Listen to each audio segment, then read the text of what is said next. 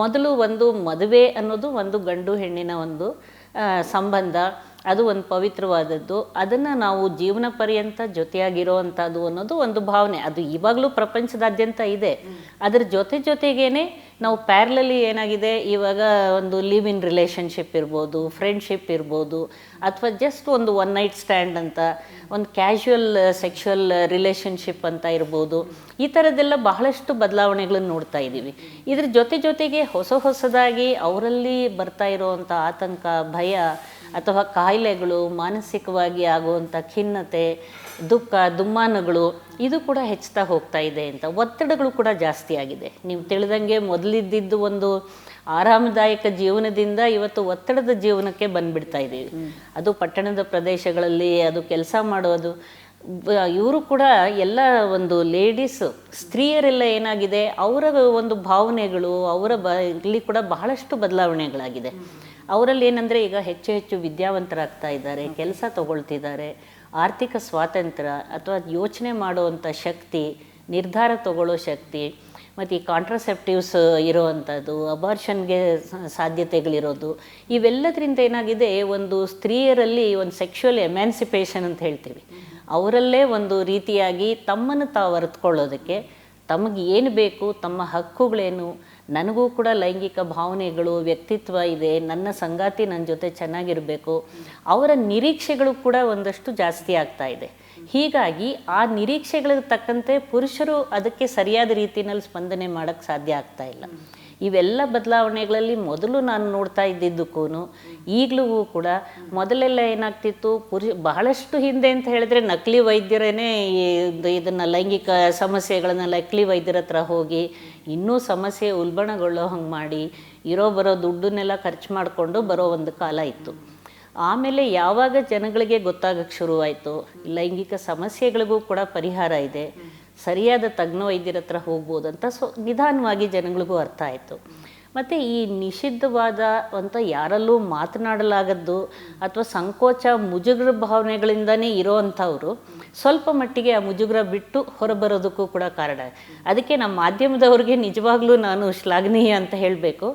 ಮೊದಲು ನಾನು ಇದನ್ನು ಪ್ರಾರಂಭ ಮಾಡಿದಾಗ ಮಾತಾಡೋಕ್ಕೆ ಹಲವಾರು ಈ ಟೆಲಿವಿಷನ್ ಇರ್ಬೋದು, ರೇಡಿಯೋ ಇರ್ಬೋದು, ಮುದ್ರಣ ಮಾಧ್ಯಮಗಳಿರ್ಬೋದು, ಈ ವಿಷಯಗಳ ಬಗ್ಗೆ ನಾವು ಏನು ಮಾತಾಡ್ತೀವಿ ಅಥವಾ ನಿಜವಾದ ವೈದ್ಯಕೀಯ ವಿಷಯಗಳು ಏನು ಅನ್ನೋದನ್ನು ಜನರಿಗೆ ತಲುಪಿಸಿದ್ರು. ಹಾಗಾಗಿ ಜನರಲ್ಲೂ ಕೂಡ ಈಗ ಭಾವನೆಗಳು ಬದಲಾವಣೆ ಆಗಿದೆ. ವೈದ್ಯರ ಹತ್ರ ಬರ್ತಿದ್ದಾರೆ. ಮೊದಲು ಬರೀ ಪುರುಷರು ಮಾತ್ರ ಈ ಸಮಸ್ಯೆಗಳಿಗೆ ಬರ್ತಿದ್ದವ್ರು ಇವ್ರು ಹೆಂಗಸರೇ ಪುರುಷರನ್ನು ಕರ್ಕೊಂಡು ಬರೋವಂಥ ಪರಿಸ್ಥಿತಿ ಬಂದಿದೆ.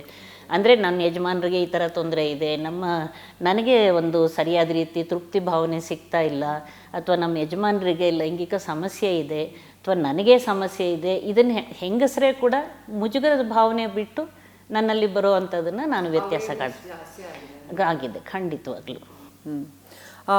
ಹೈ ರಿಸ್ಕ್ ಸೆಕ್ಷುವಲ್ ಬಿಹೇವಿಯರ್ ಅಂತ ಒಂದು ಪದ ಉಪಯೋಗ ಮಾಡಿದ್ರಿ ನೀವು, ಏನು ಹಾಗಂದರೆ? ನೀವು ನೋಡ್ತಾ ಇದ್ದೀರಲ್ವ ಇತ್ತೀಚಿನ ದಿನಗಳ ಇದು ಪೋಕ್ಸೋ ಆ್ಯಕ್ಟ್ ಅಂತ ಕೂಡ ನೀವು ಕೇಳಿದ್ದೀರ.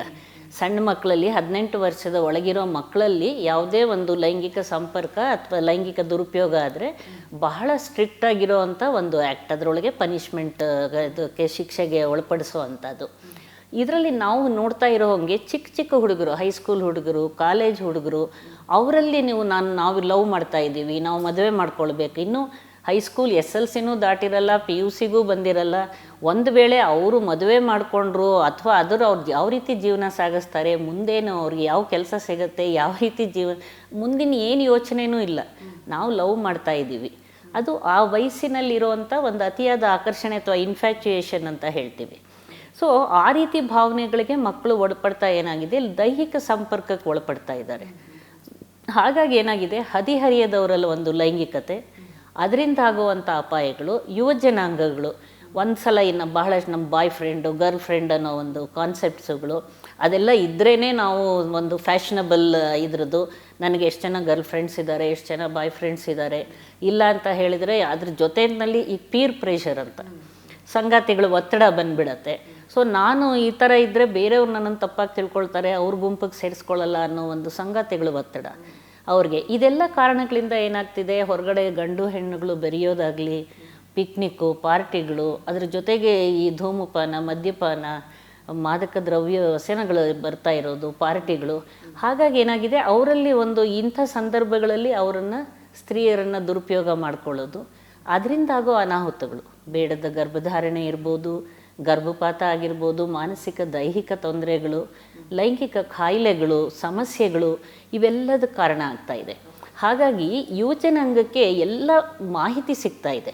ನೀವು ಹೇಳ್ದಂಗೆ ಸೋಷಿಯಲ್ ಮೀಡಿಯಾದೊಳಗೆ ಇಂಟರ್ನೆಟ್ಟು ಅಥವಾ ಇದಕ್ಕೆಲ್ಲ ಹೋಯಿತು ಅಂದರೆ ಪೋರ್ನೋಗ್ರಫಿ, ಇದರದ್ದು ಅಶ್ಲೀಲ ಸಾಹಿತ್ಯಗಳು, ಅಶ್ಲೀಲ ವಿಡಿಯೋಗಳು ಎಲ್ಲ ಲಭ್ಯ ಆಗ್ತಾ ಇದೆ ಮಕ್ಕಳಿಗೆ.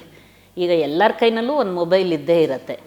ಹಾಗಾಗಿ ಏನಾಗ್ತಾ ಇದೆ, ಈ ರೀತಿಯಾಗಿ ಅವ್ರಿಗೆ ಸಿಗ್ತಾ ಇರೋವಂಥ ಲೈಂಗಿಕ ವಿಷಯಗಳ ಬಗ್ಗೆ ಬರ್ತಾ ಇರೋ ಮಾಹಿತಿ ಬಹಳಷ್ಟು ತಪ್ಪು ತಿಳುವಳಿಕೆಯಲ್ಲಿ ಮತ್ತು ಉದ್ರೇಕ ರೀತಿಯಲ್ಲಿರುವಂಥದ್ದು. ಅದನ್ನು ನೋಡಿ ಏನಾಗುತ್ತೆ, ಮಕ್ಕಳಲ್ಲಿ ಆ ಭಾವನೆಗಳು ಉದ್ರೇಕಕ್ಕೆ ಒಳಗಾಗಿ ಅದನ್ನು ಎಕ್ಸ್ಪೆರಿಮೆಂಟೇಷನ್, ಒಂದು ಪ್ರಯೋಗಕ್ಕೆ ಒಳಪಡಿಸಿ ಬೇರೆಯವ್ರನ್ನ, ಒಂದು ಗಂಡು ಹೆಣ್ಣನ್ನು ದುರುಪಯೋಗ ಮಾಡ್ಕೊಳ್ಳೋ ಅಂಥದ್ದು, ಈ ರೀತಿ ಆಗುವಂಥ ಸಾಧ್ಯತೆಗಳು ನಮಗೆ ಬರ್ತಾ ಇದೆ. ಹಾಗಾಗಿ ಏನಾಗ್ತಾ ಇದೆ, ಇದು ಅಪಾಯಕಾರಿ ಲೈಂಗಿಕ ಸಂಪರ್ಕಕ್ಕೆ ಒಳಪಡ್ತಾ ಇದ್ದಾರೆ. ಮೊದಲೆಲ್ಲ ಏನಾಗಿದೆ, ಒಂದು ಭಾವನೆ, ಒಂದು ಮದುವೆ ವಯಸ್ಸು ಬಂದಾಗ, ಮದುವೆ ಆದಮೇಲೆ ಅವರ ಒಂದು ಲೈಂಗಿಕ ಸಂಪರ್ಕ, ಸಂಭೋಗ ಕ್ರಿಯೆ ಪ್ರಾರಂಭವಾಗ್ತಿದ್ದೆ ಮದುವೆಯ ನಂತರ. ಇವಾಗ ಪ್ರೀ ಮ್ಯಾರಿಟಲ್ ರಿಲೇಷನ್ಶಿಪ್, ಮದುವೆಗೆ ವಿವಾಹ ಪೂರ್ವ ಸಂಬಂಧಗಳಿಂದಾಗಿ ಬಹಳಷ್ಟು ತೊಂದರೆ ಆಗ್ತಿದೆ. ಇವ್ರಿಗೆ ಯಾಕೆ ಅಂತ ಹೇಳಿದರೆ, ಆ ಹದಿಹರಿಯದ ವಯಸ್ಸಿನಲ್ಲಿ ಸರಿಯಾದ ಮಾರ್ಗದರ್ಶನ ಸಿಗ್ತಾ ಇಲ್ಲ. ಯಾವುದು ಸರಿ, ಯಾವುದು ತಪ್ಪು, ನಾವು ಒಂದು ವೇಳೆ ಈ ರೀತಿ ಅಪಾಯಕಾರಿ ಸಂಬಂಧಕ್ಕೆ ಒಳಪಟ್ಟರೆ ಏನಾಗ್ಬೋದು, ಅದರಿಂದ ಆಗೋ ತೊಡಕು ಅಥವಾ ಅದರಿಂದ ಆಗೋ ಪರಿಣಾಮಗಳೇನು, ಇದ್ರ ಬಗ್ಗೆ ತಿಳಿತಾ ಇಲ್ಲ. ವಯಸ್ಸಿನಲ್ಲಿ ಹೆಚ್ಚಿನ ಅಬಾರ್ಷನ್ಸ್ ಆದರೆ ಯಾವ ರೀತಿ ತೊಂದರೆ ಆಗುತ್ತೆ?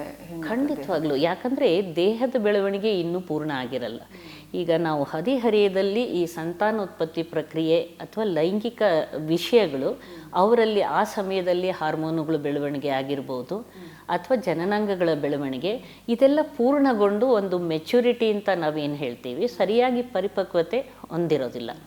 ಇಂಥ ಸಮಯದಲ್ಲಿ ಇನ್ನೂ ಕೂಡ ಅವರ ದೇಹ ಸರಿಯಾದ ರೀತಿಯಲ್ಲಿ ಆ ಗರ್ಭಧಾರಣೆಗೆ ಅಥವಾ ಇದಕ್ಕೆ ಪ್ರಸವಕ್ಕಾಗಲಿ ಅಬಾರ್ಷನ್ಗಾಗಲಿ ಇನ್ನೂ ಅದು ಪೂರ್ಣವಾಗಿ ಹೊಂದಾಣಿಕೆ ಮಾಡ್ಕೊಳ್ಳೋಕೆ ಕಷ್ಟ ಆಗುತ್ತೆ. ಅವರಲ್ಲಿ ಈ ರೀತಿ ಅಬಾರ್ಷನ್ನ ಗರ್ಭಪಾತ ಆದಾಗ ಬಹಳಷ್ಟು ತೊಂದರೆಗಳಾಗುತ್ತೆ, ಒಂದು ದೈಹಿಕವಾಗಿ, ಮಾನಸಿಕವಾಗಿ. ಮತ್ತು ಒಂದು ಫ್ಯಾಮಿಲಿ, ಸಾಮಾಜಿಕ ವಿಷಯ ಕೂಡ ಅದರೊಳಗೆ ಬಂದಿರತ್ತೆ. ಒಂದು ಫ್ಯಾಮಿಲಿನಲ್ಲಿ, ಕುಟುಂಬದಲ್ಲಾಗುವಂಥ ತೊಂದರೆಗಳು, ಈ ರೀತಿ ಅವ್ರ ದೇಹಕ್ಕೆ ತೊಂದರೆ, ರಕ್ತಸ್ರಾವ ಆಗ್ಬೋದು, ಸೋಂಕಾಗ್ಬೋದು, ಇದರಿಂದ ಮುಂದೆ ಕೂಡ ಮಕ್ಕಳಾಗೋದಕ್ಕೆ ತೊಂದರೆಗಳಾಗೋದು, ಮುಟ್ಟಿನ ತೊಂದರೆ ಆಗೋದು, ಮತ್ತು ಕಿಬ್ಬೊಟ್ಟಿನಲ್ಲಿ ಸೋಂಕುಗಳಾಗೋದು, ಇದೆಲ್ಲ ತೊಂದರೆಗಳು ನಮಗೆ ಲಾಂಗ್ ಟರ್ಮ್ ಎಫೆಕ್ಟು ಅಥವಾ ಇಮ್ಮಿಡಿಯೇಟ್ ಎಫೆಕ್ಟು. ಅದರೊಳಗೂ ಏನಾಗಿದೆ, ನಮ್ಮ ದೇಶನ ನಾವು ನಿಜವಾಗ್ಲೂ ನಾವು ಈ ದೇಶದಲ್ಲಿ ಇರೋದಕ್ಕೆ ನಾವು ಹೆಮ್ಮೆ ಪಡಬೇಕು. ಎಲ್ಲ ವಿಷಯದಲ್ಲಿ ಸ್ತ್ರೀಯರಿಗೆ ಹಲವಾರು ವಿಷಯಗಳ ಹಕ್ಕುಗಳನ್ನು ಕೊಟ್ಟಿದ್ದಾರೆ. ಮೆಡಿಕಲ್ ಟರ್ಮಿನೇಷನ್ ಆಫ್ ಪ್ರೆಗ್ನೆನ್ಸಿ, ಅದನ್ನು ಲೀಗಲಿ ಅದನ್ನು ಮಾನ್ಯತೆ ಆಗಿದೆ ಅದು. ಹಾಗಾಗಿ ವೈದ್ಯರ ಹತ್ರ ಬಂದು, ಒಂದು ವೇಳೆ ಈ ರೀತಿ ಏನೋ ನಡೀತು ಅಥವಾ ಅಬಾರ್ಷನ್ ಆಗಬೇಕಂತ ಸಂದರ್ಭ ಬಂತು, ತಜ್ಞ ವೈದ್ಯರ ಹತ್ರ ಬಂದು ಸರಿಯಾದ ರೀತಿಯಲ್ಲಿ ವೈದ್ಯಕೀಯ ಗರ್ಭಪಾತ ಅಧಿನಿಯಮ ಅಂತ ಇದರೊಳಗೆ ನಾವು ಅವ್ರಿಗೆ ಗರ್ಭಪಾತ ಮಾಡೋದಕ್ಕೆ ನಮಗೆ ಪರ್ಮಿಷನ್ ಇದೆ, ಸಾಧ್ಯತೆ ಇದೆ.